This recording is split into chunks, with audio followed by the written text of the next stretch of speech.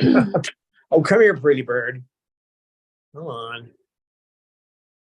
Sugar, don't chase the pretty bird. Sugar chasing someone. That's not possible. Chase the pretty bird. Okay, what's going on here?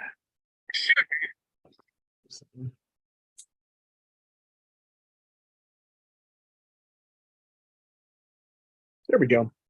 Ah. Mander, salamander.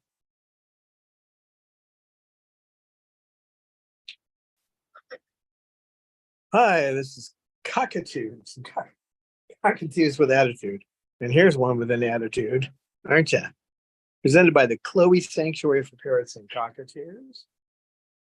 Actually, we're pretty much just cockatoos because nobody else wants to bring cockatoos in.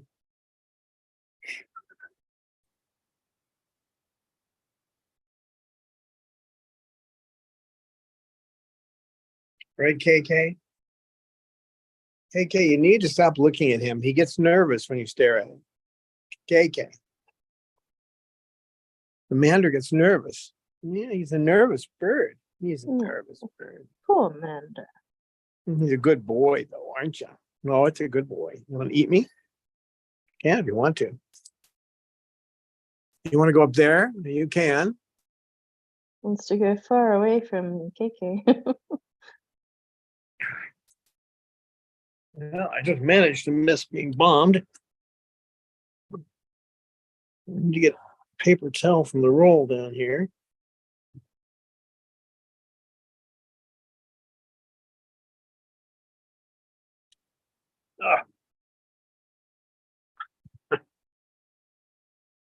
Mander, what are you doing?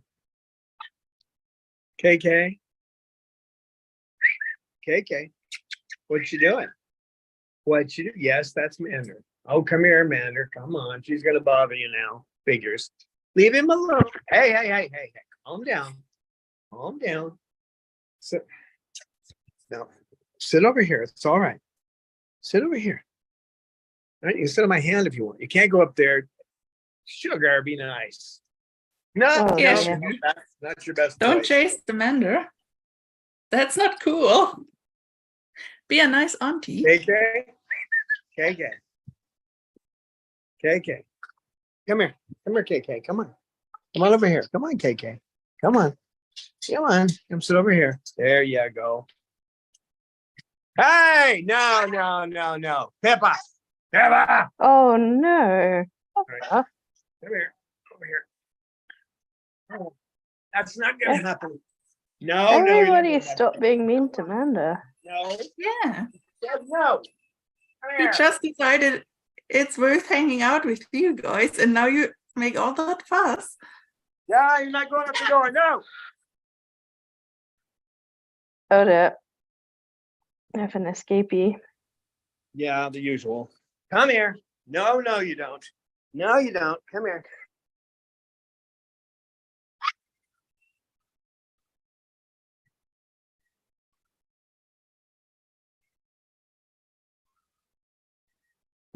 No, you're not leaving either. Come here. No. Get back up there. Get back up here. Go on. Go on.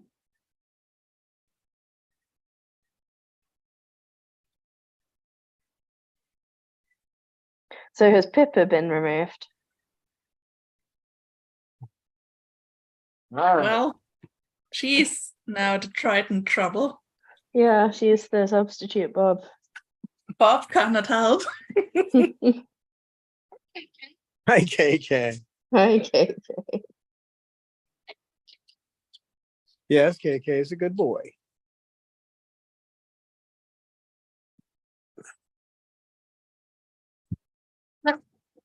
So, as we have the first quiet time in this meeting, let's say on which chatters are here. We have Jocelyn Triggle and her cockatiel Cinnamon.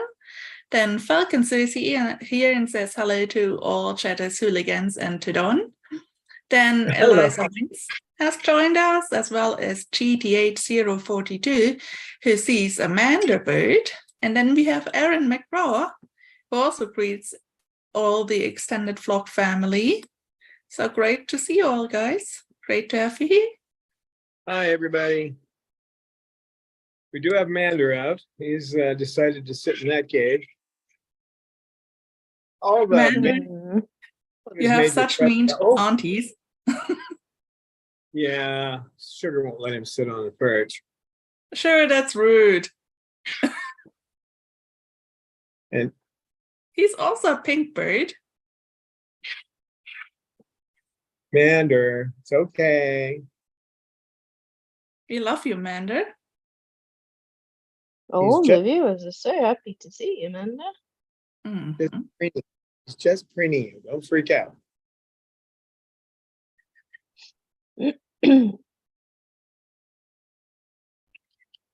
Hi, KK. For being a gentle bird and training the herd or the injured Lucy, but the good news is her eyes is healing and does some progress. Yeah, her eyes pretty much okay now. A little discolored around the feathers, but that's just from the medicine she was getting, so she's okay. How's your baby? KK, don't worry about Mander. I know he's easy to chase. I know that. If you would just sit still and not run around, you wouldn't be a problem. Hi, Mander. So, and Michelle Thompson just joined us and greets everybody. Hello, Michelle. I don't know when you joined, but if you just joined now, you probably missed all the fuss about Mander. Somehow everybody behaved crazy just because Mander's in the room again. Poor Mander. No, he turned around. Mander. He's like, I don't like you all. I brought Snowball back in. Is he still in here or did he sneak out? And I think we had a funny comment from Eliza, who compares the live streams to Muppet Jurassic Park. That's pretty accurate. I like that. But Snowball sneaked out again. I don't see how he could have, but I don't see him. Let's have a look at Lorelei's cage. Yeah, and he wasn't there. Oh, that's right. Duh, I forgot. I put him in his cage. Oh. Because he does bother Mander sometimes. So he can come out there. He's a big fan of the pink birds. Well, he's too big a fan. Will you come out? Yeah, rather a stalker than a fan. Come out again? Well, come on. We have Mander out. Yeah, but he's in that other cage. It shouldn't be a problem. Yay! That's how I get him out. I have to get a frisbee. Oh my gosh. He's that's adorable. Come out unless I throw a frisbee down. Okay. You be nice to Mander. I think he'll stay near his frisbees.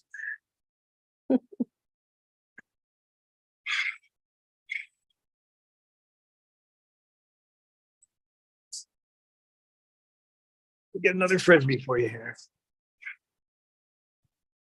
I'm trying to get a frisbee.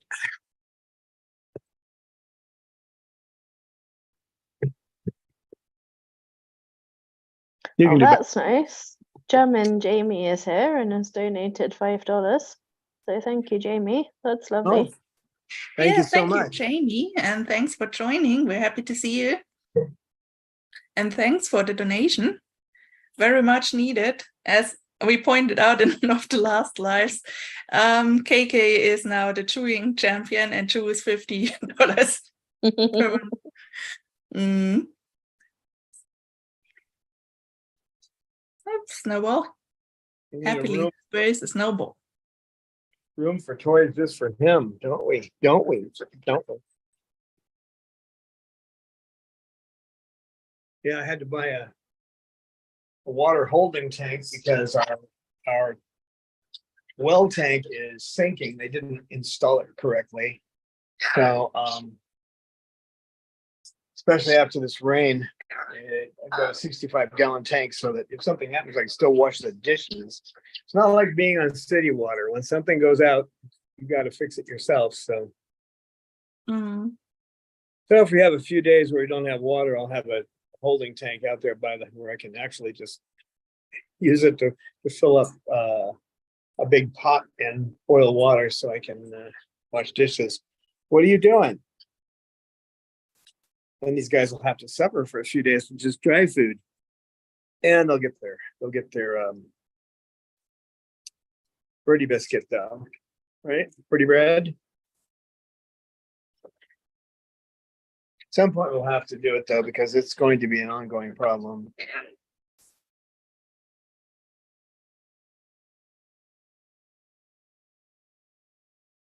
What are you doing?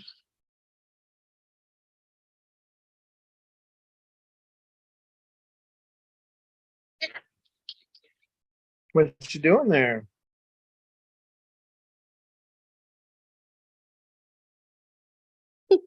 That's no ball. I think today we have light blue frisbee choice. Is there Very somebody pretty. else? Yeah, there's somebody else on the floor. Yeah, he accepts KK. He accepts Cecil on the floor. It's just Okay. that Mander looks scared, and when he acts like that, he draws attention. I don't know what Pippa's problem is with him. Sometimes she ignores him. Other times she acts like you don't belong here. So it's territoriality, obviously, but I didn't Maybe. think Or Mander said he likes Android. maybe. He's got to be smarter than that, though. You want to come up? All right, you can take the elevator. Come on. You like those, don't you? So Eliza told us that her cockatoo snowbird, which is a female bird, I think, got her hormone implant and was a champ about it. And it already starts is its effect. The bird has stopped trying to nest in the bedroom and steal Eliza's husband. That sounds good. Good.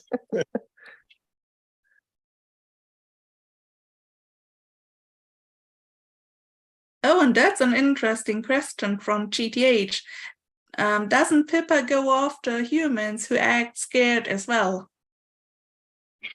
She goes after women, yeah. But not all women are scared. No, she made friends with one, a hairdresser. Yeah, she was great with that woman.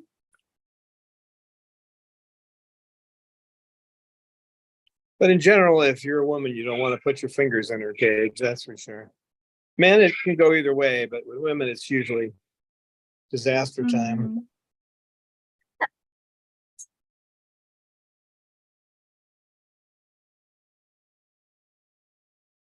Okay, we quieted down in here now. Is everybody quiet? Huh?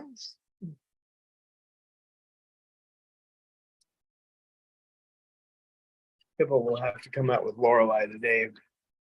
She starts acting like that, she's not going to back off. You know her. Hi, KK. Cecil trying to make friends again? Yeah, we'll do that. He's a nice boy. You should give him a chance.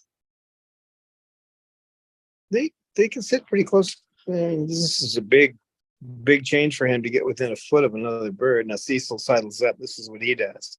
He just gets a little bit closer, a little bit closer. That's the way he plays the game. Good boy, Cecil. It's all right, KK. He won't hurt you. Okay.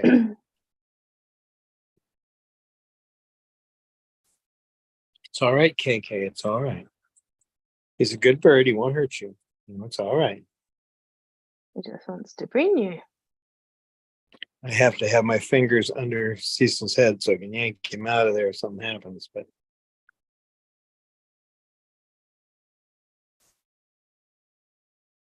they need to be friends. So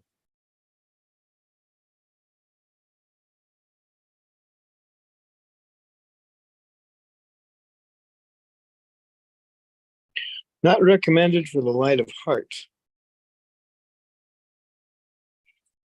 Or if you have any worry you're going to get bitten, don't do this. Because if KK takes it wrong, I have to put myself in danger to protect him. So I'm not really in danger. I'll just get a bite. No big deal. But we have a question by Eliza. She says, "It's too quiet. Are you sure some of them haven't sneaked or snuck off to chew molding or something?" That's true. It's pretty quiet at the moment. it is. It is. It's quiet. It's quiet. Too quiet. It's that time of day, though. Mander stirs things up because, yes, you. I'm talking about you. I have to keep my focus over here, Mander. See, Cecil he just works his way up to where he's friends with everybody. Then we have Luna Pups joining the chat. Hello and welcome. Good to see you. And Erin has a giggle because she knows, yeah, when it's quiet and with cockatoos or parrots in general, that's not always a good sign. Most of the time it's not. I mean, something valuable is getting chewed up. I still have to, I've got the wood, but I haven't fixed that spot that KK chewed. You got the baseboard. Won't take too long. I just have to slice that piece of wood, pull it out of there, and put another one in. No big deal. Paint it. And Spirit Matter joined us. Hello, good to see you. Good boy, KK. You did that well. Hi, Spirit Matter. Good boy. Good boy. Yeah, Cecil's nice. He preens, doesn't he? Yeah. Mm-hmm. He's a friend. Yeah, Cecil's a nice guy. He makes up a good body.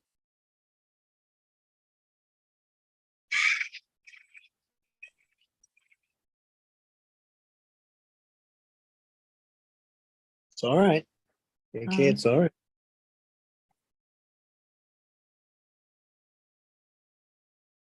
Mm. So no one is there to do some Triton trouble, or no? No Triton. Pippa's been ejected. Mm-hmm.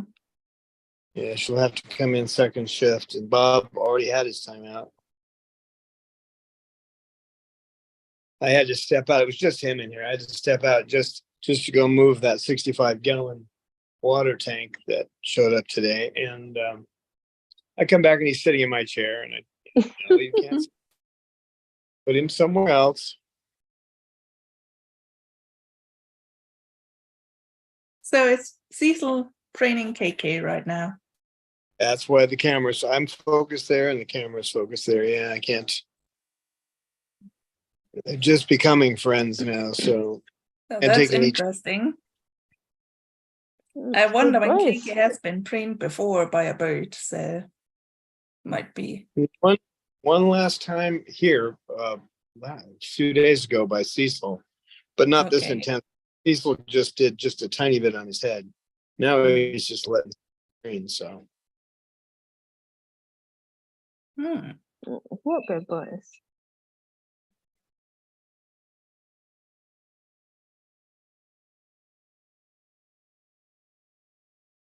Yeah, if they were hatched into a flock, it would be different. They'd understand all this, but you're training adults to do things that the babies know how to do. So.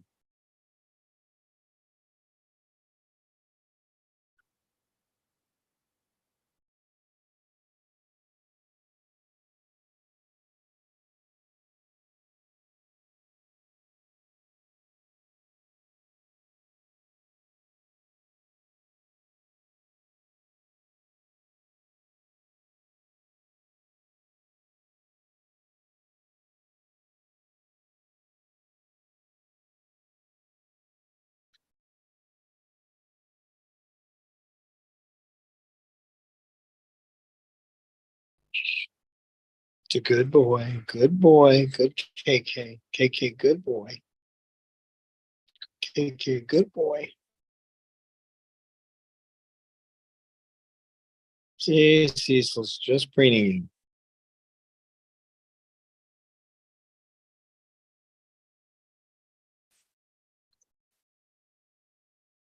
Pretty soon my wrist is going to get stuck in this position.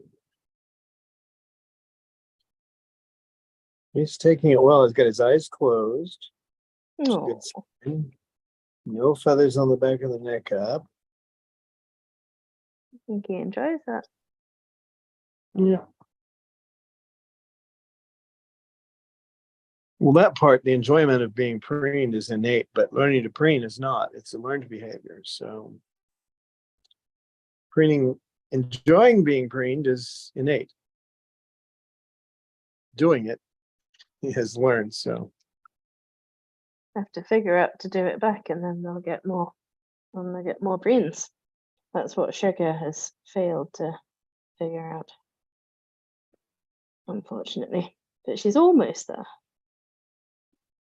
Maybe one day she'll manage.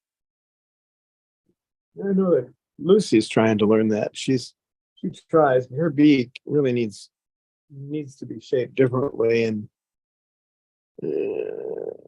except in this surgery situation, you wouldn't be able to do it. You think those beaks don't have any blood, but they do, and they can bleed out pretty hard if you're not careful. So.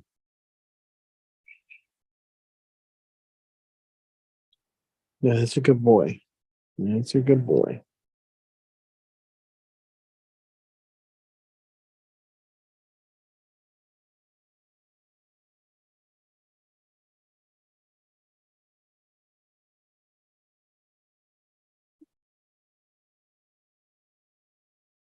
This is one of the most difficult situations to monitor when they're learning to be friendly to each other.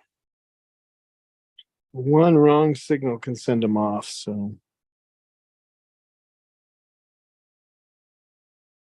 Luckily, Cecil has very good social skills. he does, except when he has a toy. But that's a different Cecil. That's Cecil Hyde. Good boy, KK. Good boy. See, good boy. Cecil knows what he's doing too, because he'll preen and then he'll just sit in front of the bird. Because if he just comes up and preens and leaves, then they don't learn to be that close and be as tolerant. Good boy, Cecil. Good boy. Boy. Good boy, Cecil. That's a good boy.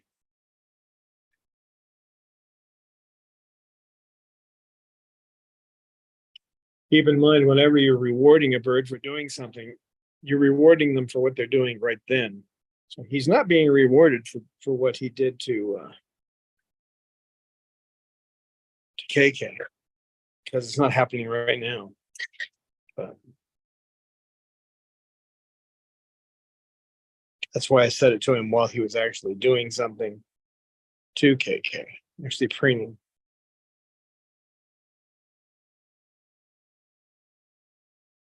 It's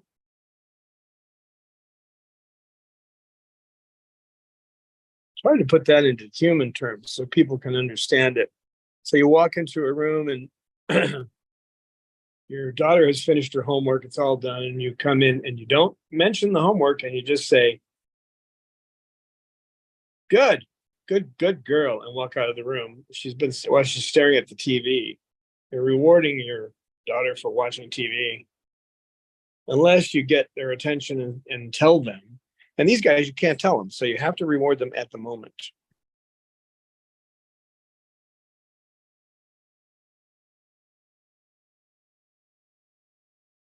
So Cami Schmidt joined us in chat. Hello, welcome. Good to see you. Hello. Mander. I know, super chicken. I know about you. Well, Lucy's just sitting there. He's not running around in a panic. No, he's about doing something. he's doing okay. He's just nervous about being around the other birds for some reason. What, are you trying to get my attention there, big boy, by throwing a frisbee at me, huh? Snowball. That's right, snowball. Snowball. Snowball. So, and Luna Pops is telling in chat that she is getting a budgie from the Bird Expo. It's her first bird, obviously. So yeah, let's hope everything will be good and you can handle the little bird and give him a good home. And you can always come and ask us anything because we love to answer your questions. And Anne-Marie is our resident budgie expert. Yeah, kind of. I have two little boys at home. Two little budgie boys. They're great birds. There is no such thing as a starter bird. They have a lot of attitude and a lot of, there's some of them, I saw one in England who can talk more than most parrots can, most larger parrots, has over 100 word vocabulary. Saw that in a video. So. Yeah, budgies are pretty smart. I think most people don't realize that because they're really small birds and they only see like, oh yeah, they are colorful and kind of lively. But if you really, have a close look at them and really try to connect, or even if you don't try to connect, they make it even more obvious for you what they want. So they are pretty smart in that respect, that they really kind of look for ways they can tell you what they want. So it's like they are not helpless. So they really invent strategies by tell you what they want, which is really funny. Yeah, and that's true of all parrots. They develop a language with you because they have a language, not just a vocal language, but they use their feathers like semaphores to tell you what's on their mind. So they work out a language with you. KK does. I've got a language with KK now, and it's different than I have with Snowball, which is different than the one I have with Cecil. Every bird has its own way of talking to me. So if Cecil comes up to the side of my head and rubs his beak there, he's usually doing it because he's got a toy and he's going to whack me with it. But if Jasmine comes up and does that, she wants me to pet her. Mm-hmm. So if Jasmine starts vocalizing, she has two reasons for it. One, she wants your attention, and the other one is that she's wants you to pet her. So one is just to look at me, and the other one is pet me. But she's got other ones too. But there's a different language with all of them. So one common thing, not all birds do it, but a common thing is if they want their water bowl changed, they'll be sitting by their water bowl. And then when you look at them, they'll look at it. Just look over at their water bowl. I see you, Jazz. I see you looking at me, Jazzy, Jazz bird.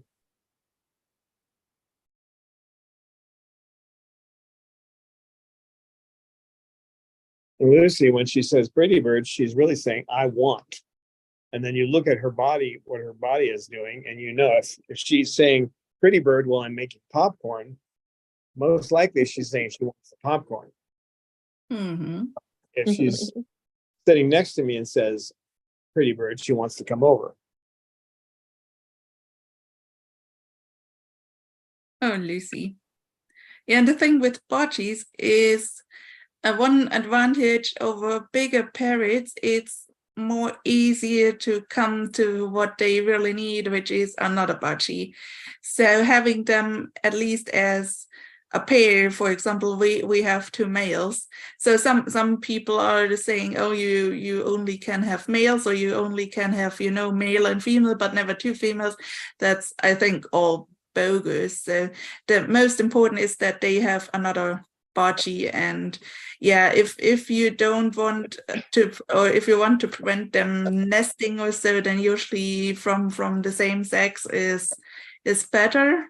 If you can have, a room where you can not exclude any nesting area, so as we have. So we have 2 males, and they are pretty happy, because then they can do budgie stuff together, like chirping as to each other and preening each other.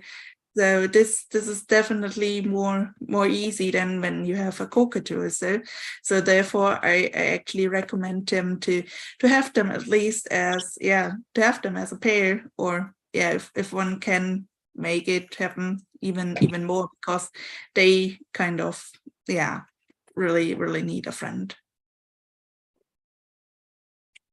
And GTH made a good point as well, that because they're so fast, it's hard to see their intelligence when they're operating on a different time scale, and that's definitely true. They do seem to have their own conception of speed.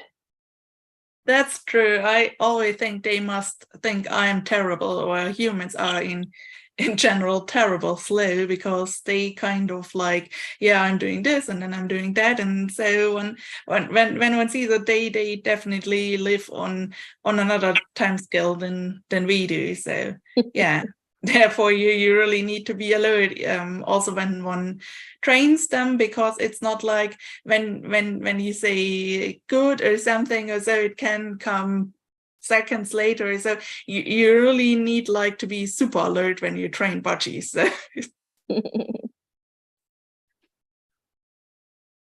That's one of the things better. Breeders tell one. Oh yeah, males are more vocally and stuff like. Don can tell you stories more about cockatoos, but when they say the males are not cuddly, and all the males we have in the sanctuary are cuddly, and then some people say the African greys, these are all super talkers. So they're also shy African greys who only make a little beep sound or nothing like that. So there is a thing that some species or so have common patterns, but the thing is each bird is an individual, and it has just its personality, and it is how it is.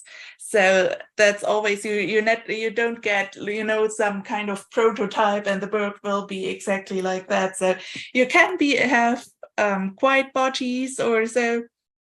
Usually they are pretty vocal, but it differs. So, and I also think that with males and females, for example, when I was wide awake, so I thought, this budgies over there in that aviary, must be boys, or so going to there. No, girls, the girls' aviary. So that's definitely not true.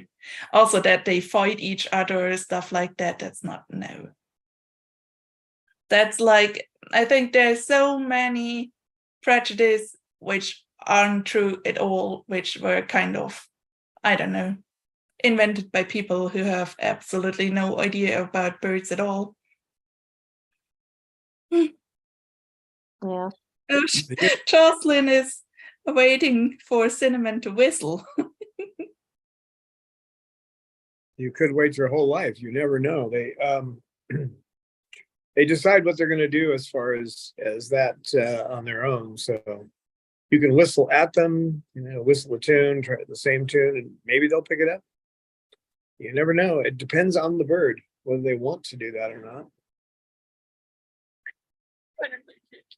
Hi, KK. Cecil can talk, but he doesn't really care to. Once in a while, he'll say Cecil or hi or hello, but he likes to imitate humans, and he does that pretty well. The whole sounding like us. He's not too thrilled about using the language. It doesn't really matter to him. He gets his point across without doing that. Even when I'm doling out peanut butter on sticks in the morning, and he gets a little, even though he doesn't get medicine. Not all of them like peanut butter either, but he'll just sit over by his food bowl, and just when I look over there, I'll see him looking at me. That's his way of saying, yes, I'd like one.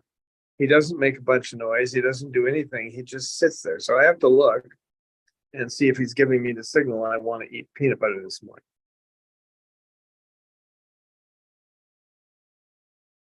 Now they're also different.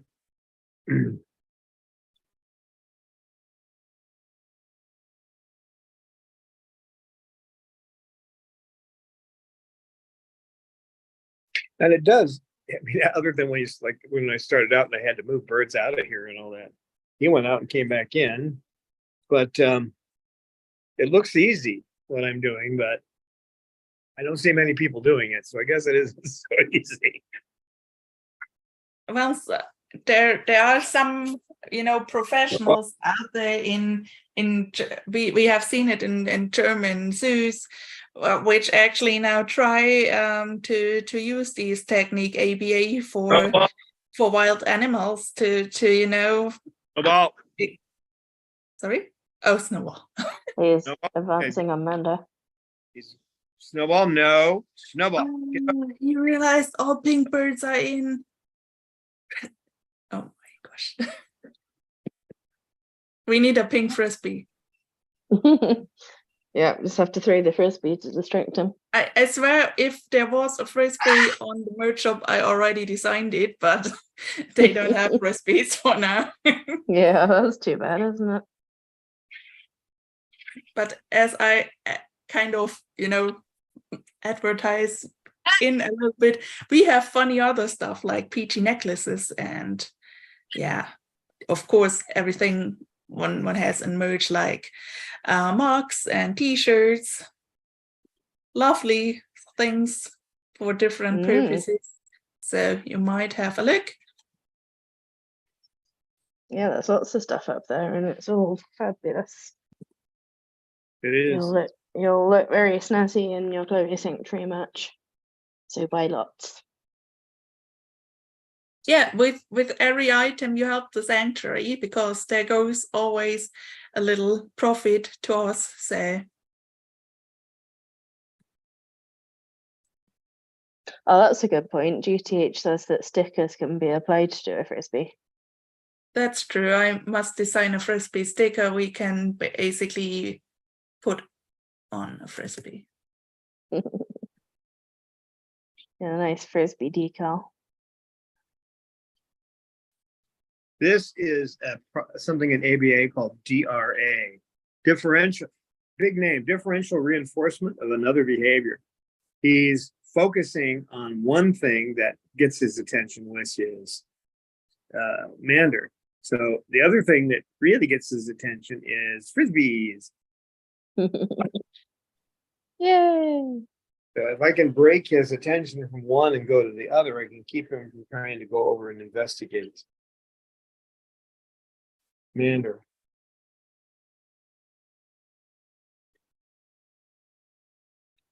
You wonder why all these big words, these long phrases are required because we have to have universal language for behavior modification. For example, if he was trying to bite me, which is a joke, but if he was trying to bite me and there's something he likes to hold in his beak, and I put it in there, whatever it is, say he likes to hold one of these toys. If I put it in his beak, then he can't bite while he's holding it. And that's called DRI. It's differential reinforcement of an incompatible behavior. When your mouth is full, it's pretty hard to eat more or do anything else with your mouth. It's kind of that way. Their beak's got something in it, you're not going to bite.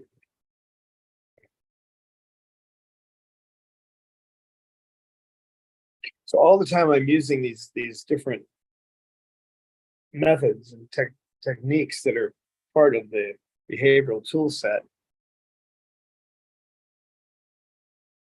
to get them to make a choice that I prefer them to make. I'm not telling them what to do unless they're trying to hurt each other. You won't hear me yell no or stop or whatever. I rarely use positive punishment, which is basically, in this case, is adding something, yelling voice to get them to desist in a behavior, to lessen or extinguish a behavior. But I'd use it You have to use it. It's in the toolkit. It's just not the tool you usually pull out. It's like you're more likely to pull out if you're a woodworker, you're more likely to pull out a saw than you are to pull out a chainsaw. But you would have a chainsaw in your kit somewhere, but it's not like you, okay, we're on the job. We're going to break out the chainsaw now.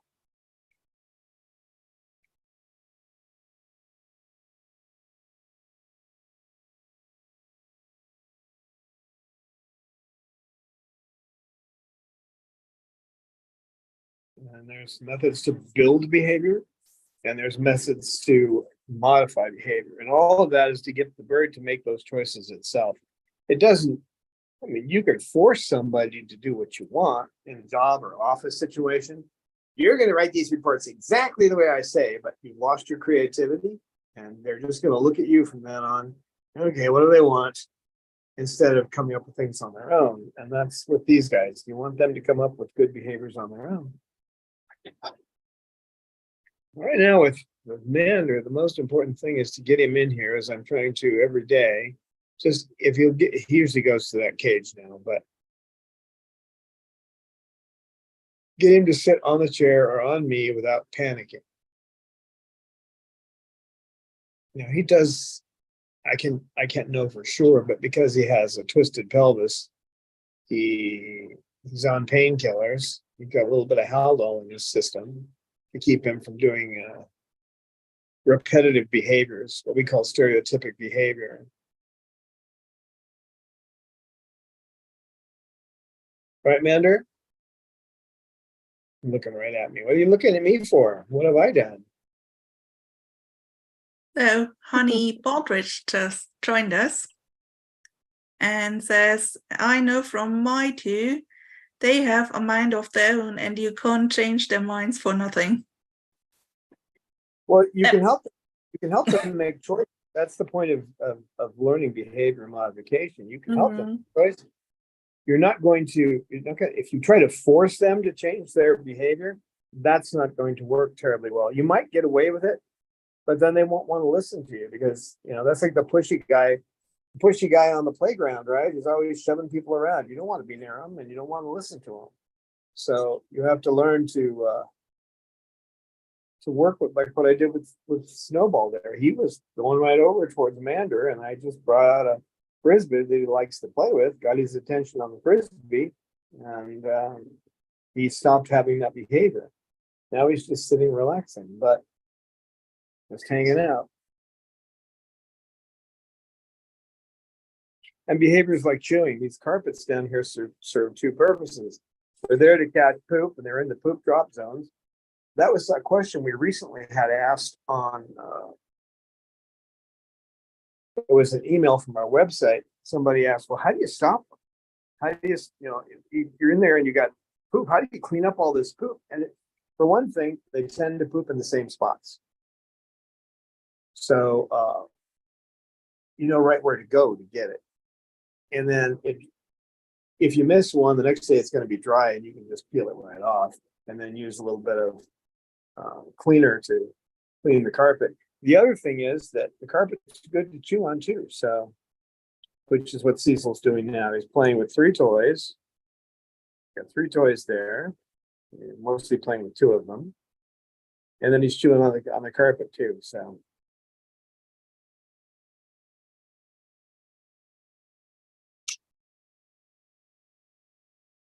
And although they do poop fairly frequently because they're not full of it like we are, it doesn't have any odor if they're not sick. And it's easy to clean up. Right, Cecil?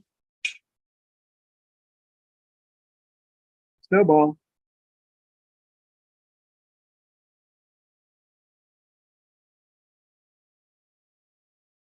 Yeah, the whole behavior tools that we use are something that your psychologists are trying to stray from now, because we can talk to people and use fMRI and figure out what they're thinking, that kind of thing, to some degree. But with parrots, you're going to have to work it a different way. So we just look at the behavior, and from that we decide what behavior would be better for them, that'll fulfill what they want, and it won't totally tear up our house and destroy our lives. So, as the constant screaming can do. You used to be a constant screamer, didn't you, KK? Oh, such a vicious bird. And the ones who were taking care of him after Michael died, this guy, they thought he was a biter, and he's not. Well, chew on my thumb, but if he wanted to, he could take my thumb off. It'd be easy to do, but with that beak. But he's not. They just didn't know how to deal with his behavior. And these guys are not violent by nature, so if you know that, you can work them around to where they get what they need, and they're not going to be that much of an issue. But you're going to have a little destruction of your house here and there. They're going to get to the molding on the walls when you're not looking at times. And there was a box in the way, so I didn't see him doing that over there. They may misunderstand one of your behaviors and nip you for a reason, or they may be protecting you when they see somebody come in the house that they don't trust, so they nip you. They'll say, stay away from that person. Things you need to know about their socialization in the wild that apply to being in captivity, and just know how to help them make the best choices. So what you try to do with kids, it usually doesn't work. It works better with cockatoos.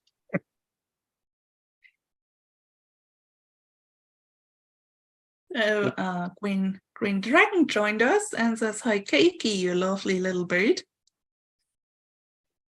Do you hear that, KK? Someone said hi to you. Yes, they did.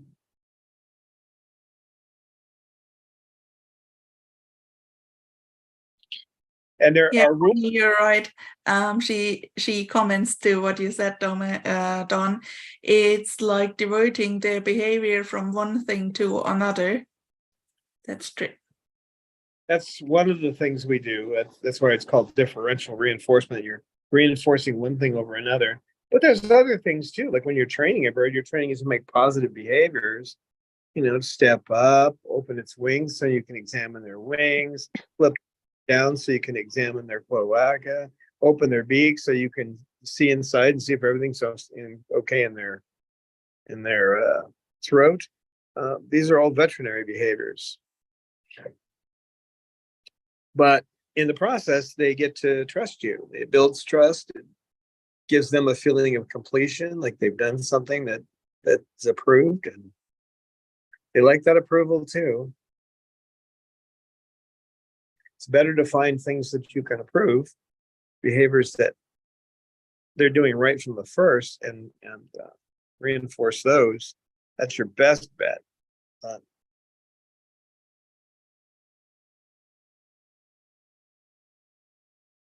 There's a lot of techniques. So one that works terribly well is a timed technique. But if you've got a bird that is doing a behavior you don't care for, not something horrible or whatever, but what? Lost the phone. Hi, KK. What you can do is if the bird does that behavior, whatever it might be, let's say it's pulling on your hair, which is normal. It's a preening behavior, but let's just say pulling on your hair. So they get a treat, whatever it is. If they like sunflower seeds, they get one sunflower seed after whatever. If the bird usually does it within a 10-minute period, then you might say every 5 minutes you give them a sunflower seed if they haven't done it. And then if they do it, if they do the behavior you don't want, you do not reinforce them you start the counter over until you get to 5 minutes and do it again. And then you adjust the time depending on what's needed, whether it's less time or more time.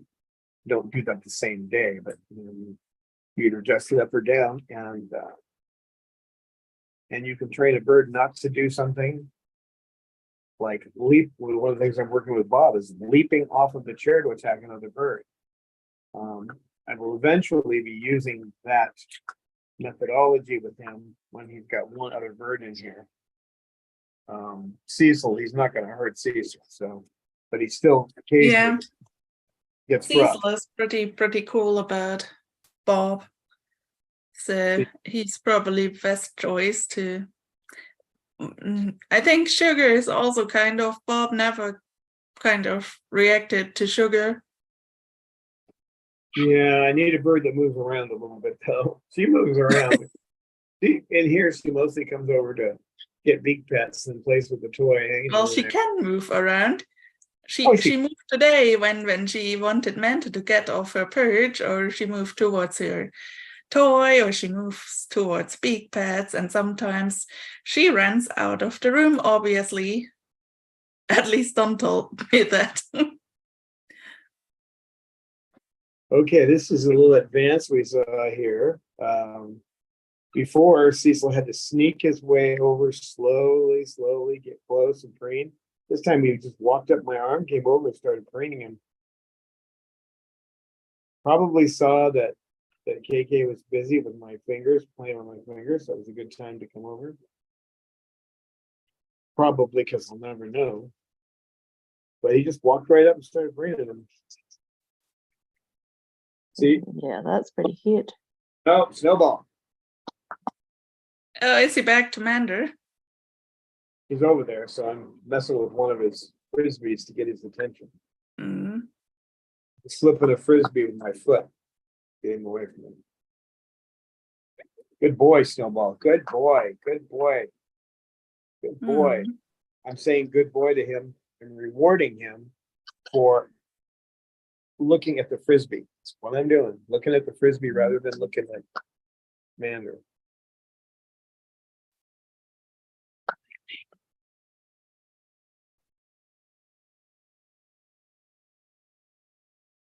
Good boy. Good boy.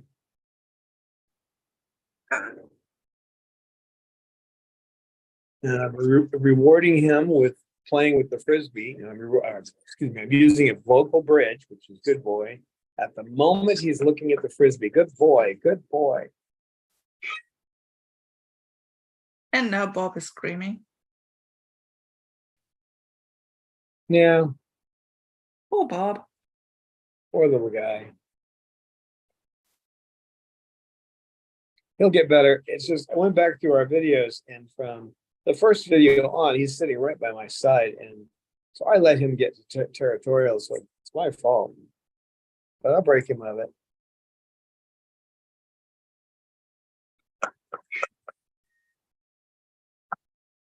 And he does like to play with toys, so if I can get him to start playing with wood off of my chair, then that would be. But right now, he's done some playing on the floor, but he's still running. If I tell him it's time to go, he'll run under the chair. When he's not in here by himself, it's easy. I just flip the chair over on its, I grab the back of it and flip it up. It can't hurt him that way. And then there's no way he can get crushed. And then I just pick him up. And I don't reward him for that behavior if he gets under the chair. So, because he's just stopped listening to me. And there's two other techniques. Time's still a little time. Two other techniques I'm using with him is one is come bearing gifts. I go by his cage and occasionally give him a sunflower seed, which he likes. And the other one is calm attention, where I sit and look at him he's up to 3 seconds now. So he looks at me for 3 seconds without diverting his attention anywhere else with a Triton. That's a tough one. Then he gets the sunflowers. He looks away. We start over again. I start counting. 1,001, 1,002, 1,003. If he gets to 1,003, he gets the sunflower seed. But I get him to look at me. I just get him, Bob, until he looks at me, and then I start counting.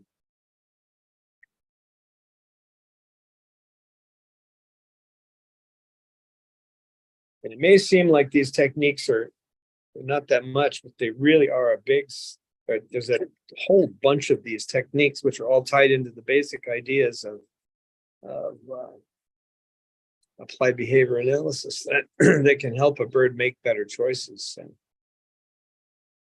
And listening to you, paying attention to you is an important one.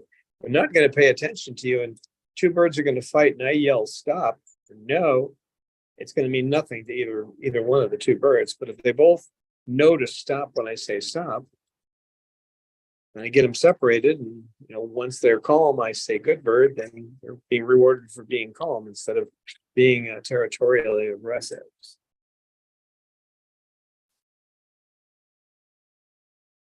But putting that into play every day in a room with birds, which they'll get more active once I don't. Yeah, I see you over there. I see you, Jazzy Jazz Bird. Oh, you see the Jazzy Jazz Bird? What's the Jazzy Jazz Bird up to? Is she watching Mander? She opened her eyes to look at me. So, Mhm. And it looks like Mander's comfy back there. he's okay. I mean, He's so cute. Oh, I wish I could cuddle him. And he's a great cuddler too. I wonder how Sugar and Jasmine cannot think he's cute. What's wrong with you girls? He's just a cute baby. They'd be able to tell he's physically infirm. He has that right pelvic bone is twisted at a 90-degree angle. So to them, he may not look right. Mm. When I first got him, I was told incorrectly that he had a twisted spine. Poor problem. Mander. But it's the But I'm not sure if they really are, that way because they think he doesn't look correct. It's maybe, I don't know, maybe just he gives the wrong signals. Like, yeah, could be either one. But he does have, he does look like, hey, no, Cecil, we can't do that. Come here, no. We're not playing with a toy around him. It's all right. I know, KK. KK is trying to figure out now why he was shaking the toy at him. Cecil, you can't do that. He says it's not the same Cecil. It's because it's all right. Yeah, Cecil is allowed to sit on Sugar's perch. It's the other Cecil. Yeah, KK didn't know what the heck is wrong with him. Why is he hitting me with the toy? It's all right. Yeah, he will figure it out. Most birds do. They know when to come over to Cecil preens and when to run away because Cecil hides.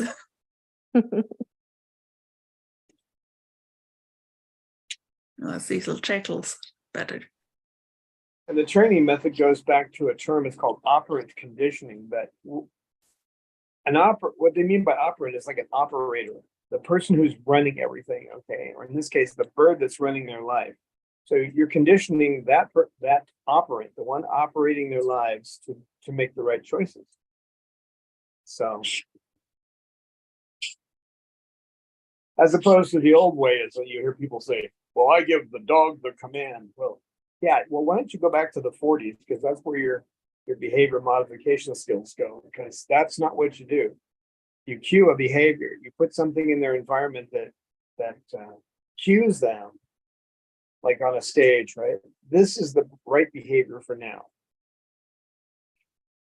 And then you see if they react to it. And if they don't, then you have to modify your methods to get them there, right?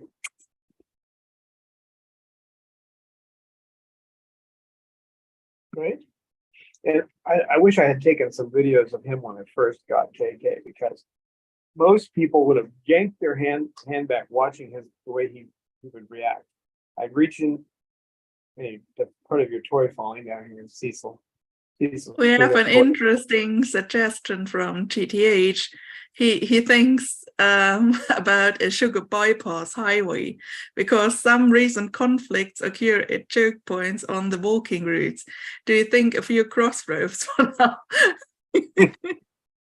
Yeah, that's what I tried to do with the ropes out there, so that the bird could jump to a different rope, get out of the way, or they're not just kind of stuck. It depends where they are, though. I don't have enough ropes. I need to put some more. And Honey Baldridge would love to have a book from you, Dawn, where you write the book about with all your knowledge. I don't have time to even make them. We're starting to work on short videos again, or longer videos, actually. But I had to download a different app, one I used to use, that allows me to do that, like piece it together. Okay, because I don't have time to sit down and just do a video. So time is the issue there. There is a great book on behavior modification for animals. It's not specifically about parrots, but Animal Training 101. But if you're going to read that book, you need to take the course too. And you make a donation. It's $400 to take the course. You can take it in pieces, though. You don't have to take it all at once. And with that and the book, if you try to read the book yourself and you didn't finish college, you probably won't get through it. But if you watch her course, the book will make sense. So.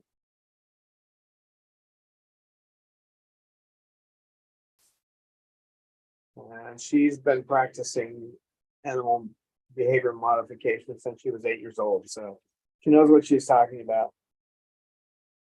And she's got all the backing, all the scientific backing. And she's not all full of herself. She she starts the videos. AK Cuddly. Something I think we have one last look on Mander before we end the meeting. Oh. Hey, Mander. Little Mander. Mander, and when you put it a bit up, we also see the full Shuggy. I know she's super long. You can't fit the whole sugar in the frame. Yeah. Ball, don't try to sneak over there. Oh, we have a sneaker Snowball. again. A Snowball's like, yeah, but my frisbee lies surprisingly next to that cage.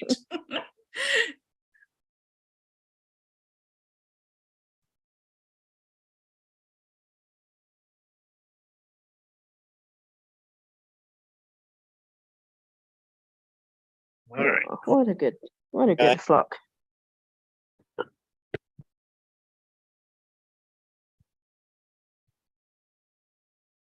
I love them all. They're so pretty. Especially our pretty bird. With feeling. Here it is again. DRA.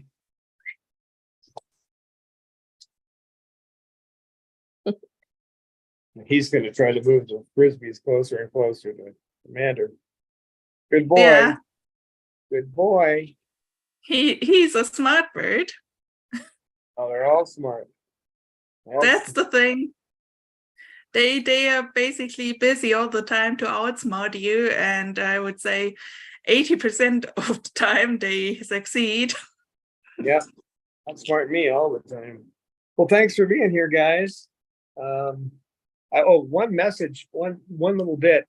Patreon now is going to open it up so that anybody can join, whether or not you are donating. So that's coming up shortly, and that's something that Eleanor and Anna Marie need to talk about, because they have different ways of doing this where we can have merchandise that's available through there as well, and other things like training videos, specific training videos for particular problems that we can have on there and that kind of thing. So that's all in the process, but we have to decide what we're going to do with that. But I think that you could probably sign up there right now without having to pay anything. I'm not sure because I just got the notice yesterday, and I'm just we're figuring it out.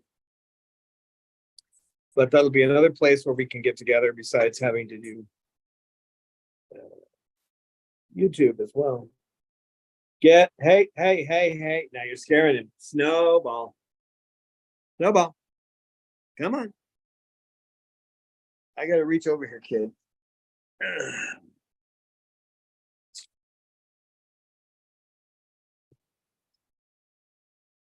Snowball. KK, you need to get back above. Come on, sit right there. Okay.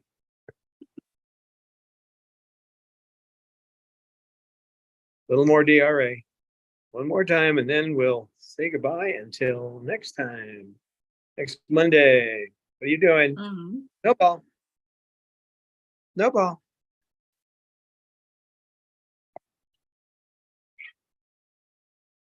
Good boy. Thanks, Anna Marie, for coming on while you're on vacation. And thank you, Eleanor, for being here. And thank you, Don, for the live stream. Yeah, always good to see the birdies. And watch out for the flying spaghetti monster. That's all I can say. I do. And Too much pasta. thank you, viewers, for coming. So have all a great time. Bye bye. Bye.